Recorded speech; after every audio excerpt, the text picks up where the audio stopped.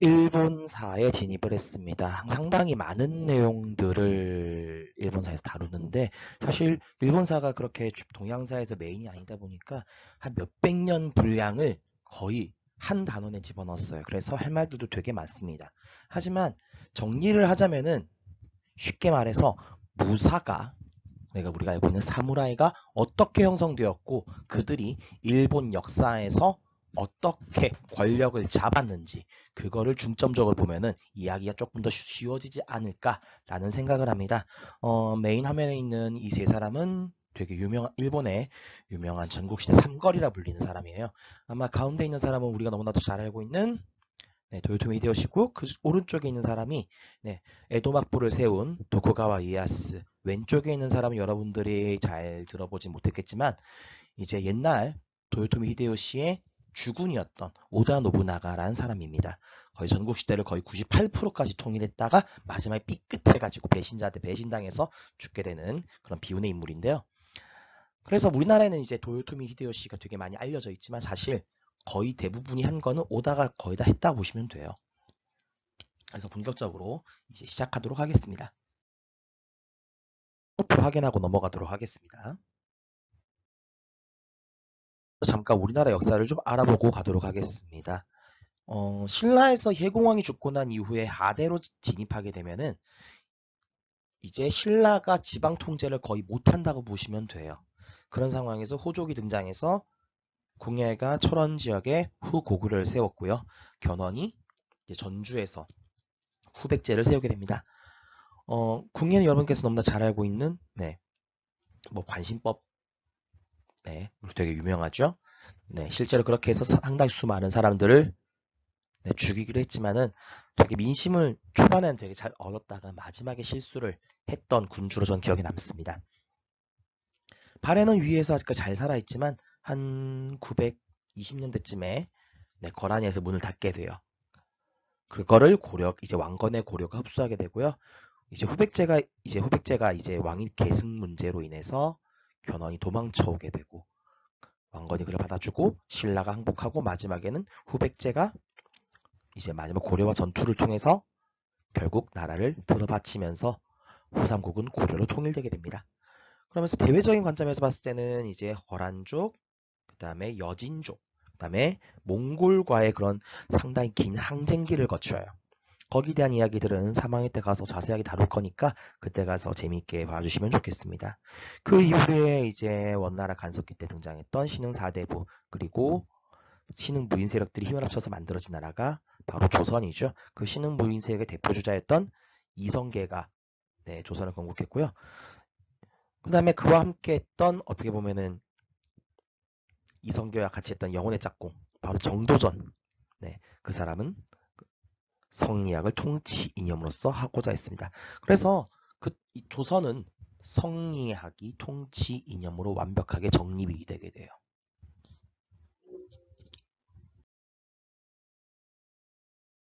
일본의 무사 정권에 대한 이야기를 한번 해보도록 하겠습니다.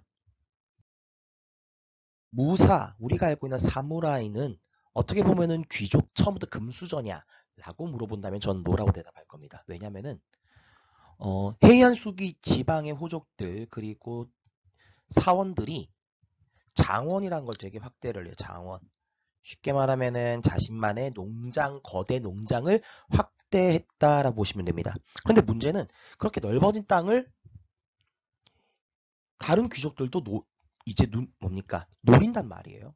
그리고 그렇게 하다 보니까 그런 농장주들, 그러니까 장원주들의 신변 자체가 어때요? 위험에 빠질 확률이 되게 높겠죠. 언제나 호시탐탐 어디선가 암살자가 와가지고 자신을 찔러 죽일까? 겁날까요? 겁나지 않을까요? 되게 겁날 거예요. 그래서 그 귀족들 그리고 유력 농민들이 자신들의 신변 그리고 장원을 지키기 위해서 고용했던 사람들이 바로 무사입니다. 쉽게 말해서 용병, 보디가드였다라고 보시면 조금 이해가 빠를 겁니다. 그런데 그렇게 출발했던 그런 용병, 보디가드 집단이 조금씩 세력을 불리더니만 어떻게 됐다? 지배층이 되었다. 이렇게 이해하시면 될 것 같아요.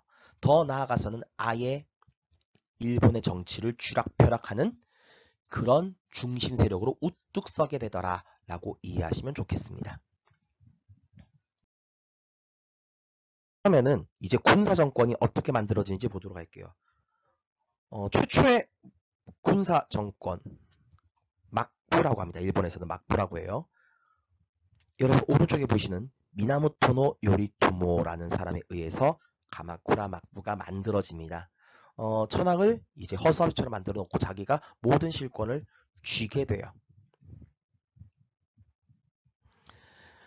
그리고 이제 미나모토 요리토모가 죽고 난 이후에 이제 원나라 그러니까 쿠빌라이가 쳐들어오죠. 이제 고려와 힘을 합쳐가지고 배 끌고 왔는데 두 번 다 막아냈어요. 근데 엄밀히 말하자면 이 가마쿠라 막부의 힘으로 막아냈다라기보다는 자연의 힘을 빌어서 막아냈다라고 보는 게 좋겠죠. 네, 태풍이 딱 두 방 불었거든요. 두 번 쳐들어왔는데 두 번 다 태풍 맞고 끝났습니다. 그래서 일본 사람들은 그 바람을 신의 바람이라 불렀죠. 그거를 일본말로 읽으니까 신이 카미 그리고 바람을 카제 이렇게 불러서 카미카제라고 부릅니다. 어디서 많이 들어본 이름이죠. 아무튼 그렇게 몽골의 침을 막아냈지만 그 이후에 재정난이 겹쳐져서 가마쿠라 막부는 쇠퇴하게 됩니다. 일본의 무사정부를 우리가 막부라고 부르고요. 그 지배자를 우리가 뭐라 부르면 쇼군이라 불러요. 사실 이 막부라고 하는 거는 쉽게 말하면은 임시 지휘소라고 보시면 되겠습니다. 전쟁 나가면은 어때요? 건물이 없으니까 거기 뭡니까? 임시적으로 천막을 쳐가지고 거기서 지휘관들이 일을 보죠. 작전 회의도 하고 거기서 막부라고 하는 이름이 유래했고요. 그 전쟁에서 최고 지휘관이 바로 쇼군입니다. 정확하게 말하면 정식 명칭은 정의대장군, 일본말로 읽으면 세이다이 쇼군이라고 읽어요. 발음 어렵죠? 근데 그냥 그렇게 외우지 마세요. 그냥 줄여서 장군이라고 불렀다라고만 알아주시면 되겠습니다. 장군은 일본식으로 읽으니까 쇼군이라고 부르죠.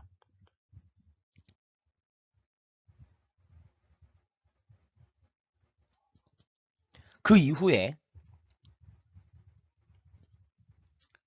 아시카가 다카오지라는 사람은 가마쿠라 막부를 무너뜨리고 교토에다가 막부를 세워요. 교토에다가 그때 이제 거기서 만들어진 막부의 이름은 무로마치 막부입니다. 무로마치 막부. 네. 이 무로마치 막부가 세워졌을 때 일본이 잠깐 둘로 쪼개져요. 그거는 여러분들이 공부하실 분만 보시면 좋겠고요. 하지만 일단은 중요한 거는 이때 지방 세력들, 다이묘들한테 힘을 너무 많이 실어줬다는 거. 쉽게 말하면 이제 옛날에 장원의 영주 같은 사람이라 보시면 됩니다. 이 다이묘는요. 나중에 얘네들끼리 치고받고 싸워요. 쇼군은 뒷방 늙은이 만들어 놓고. 그래서 소위 말하는 다이묘들의 전쟁하는 시대. 그 시대를 우리는 뭐라고 부른다? 바로 전국시대라고 부릅니다.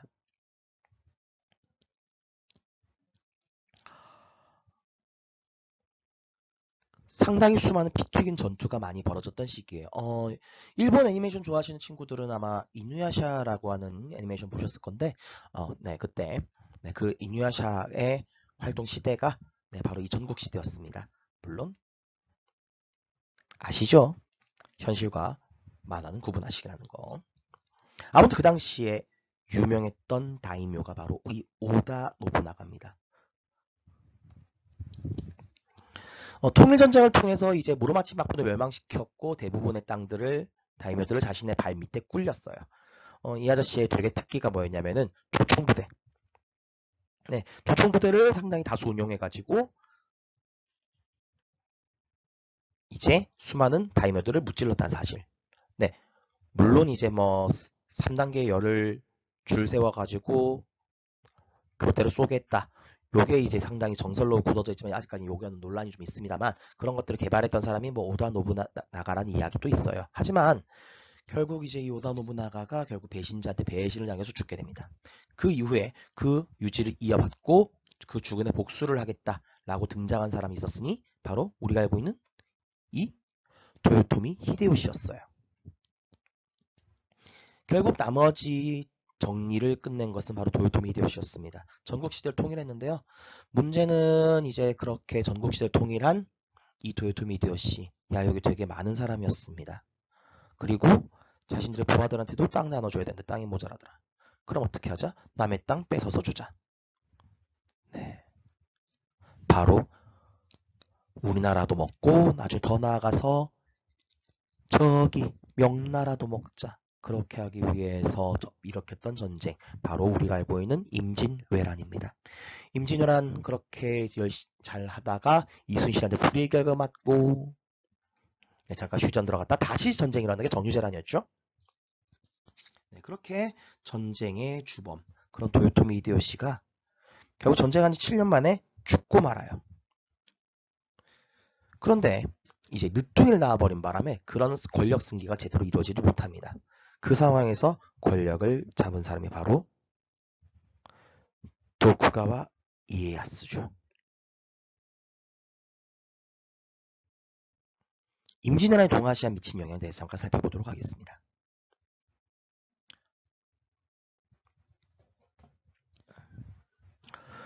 일본에서는 이제 도요토미가 죽게 됐어요. 도요토미 히데요시 정권이 붕괴되게 되고요. 그 다음에 도쿠가와 이에야스의 에도 막부가 들어서면서 새로운 시대가 열리게 됩니다. 중국은 명나라가 어때요? 망해가고요. 만주 지역을 통제하지 못하다 보니까 결국 뭐예요? 그쪽에 있던 여진족이 성장하면서 만주족이 되고 후금이 건국되었다까지는 우리가 이미 저번 시간에 배워서 알고 있습니다. 우리나라는 어때요? 이제 명나라와 청나라 사이에서 어떻습니까? 외교 갈등이 벌어지죠. 광해군 때 중립외교를 펼치다가 결국 인조반정에 의해서 어떻습니까? 칙명 대금으로 선회해버렸습니다. 그러다 보니까 청나라가 쳐들어와서 우리나라를 다시 한번 숫대밭으로 만들었죠. 바로 병자호란입니다. 도쿠가와 이에야스는 이제 그 전까지는 도요토미 히데요시 밑에서 계속해서 엎드리면서 때를 기다리다 결국 뭐예요? 도요토미 히데요시가 죽자마자 어떻게 해요? 친도요토미 세력들을 전부 다 제거하고 자신의 본거지였던 에도, 지금의 도쿄에다가 막부를 수립합니다. 그 전에 다이묘들한테 힘을 많이 몰아줬다 보니까 어때요? 다이묘들이 쇼군은 무시하더라. 안 되겠다. 나는 그렇게 하지 말아야지. 모든 다이묘들이 나한테, 쇼군한테 깝치지 못하도록 전부 다 무릎 꿇려야겠다. 그렇게 하기 위해서 중앙 집권적인 봉건제 형태로 만들어가게 됩니다. 그렇게 하기 위해서 만들어진 제도가 바로 산킨 코타이 제도라는 거죠.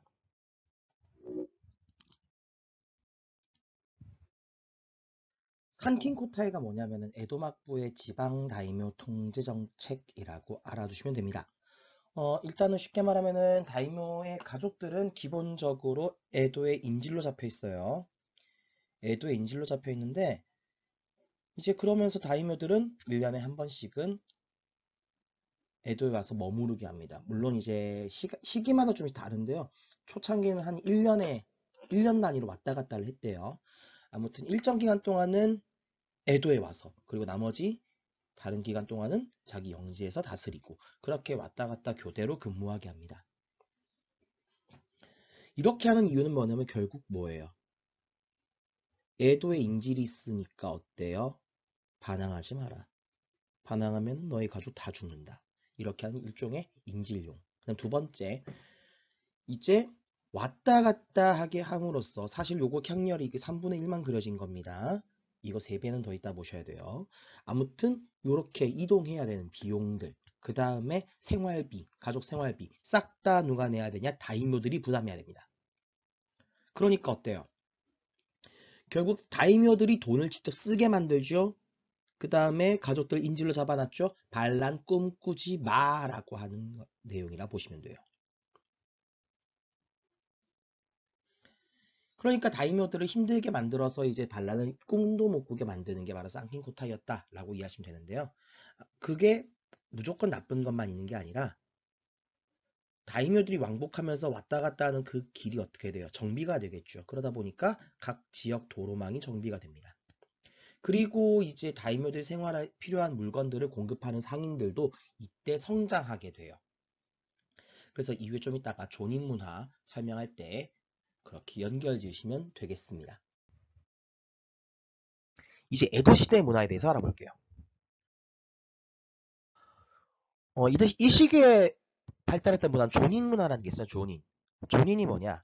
도시의 상공업자들이에요. 아까 상갱고타이 때문에 어땠습니까? 상업이 발달했다고 했었죠. 상업 발달하다 보니까 그들이 즐기는 문화가 되게 많이 발달했다라 보시면 돼요. 어떤 걸 즐겼느냐? 바로 이런 채색 판화. 이걸 우리가 뭐라고 부르느냐? 우키요에라고 부릅니다. 우키요에. 이런 것들도 즐겼었고요. 그 다음에 이제 우리가 알만한 것도 유명한 게 바로 이거죠. 여러분께서 보시면은 이게 뭐냐라고 싶겠지만 이게 바로 카부키입니다. 옛날 전통 카부키 극장이에요. 현대는 아마 이런 모습으로 보통 나오죠. 이제 여기서 노래, 춤, 연기 이런 것들이 되게 잘 어우러져 있어요. 참고로 여러분께서는 카부키 만약에 누군가 여자를 소개시켜준다 할 때 카부키 배우다 라고 한다면 절대 속지 마시기 바랍니다. 특히 남성분들. 카부키 배우는 100% 남자입니다. 100% 남자예요. 여자도 남자가 연기합니다. 남자가 여자 역할을 연기를 해요. 약간의 TMI.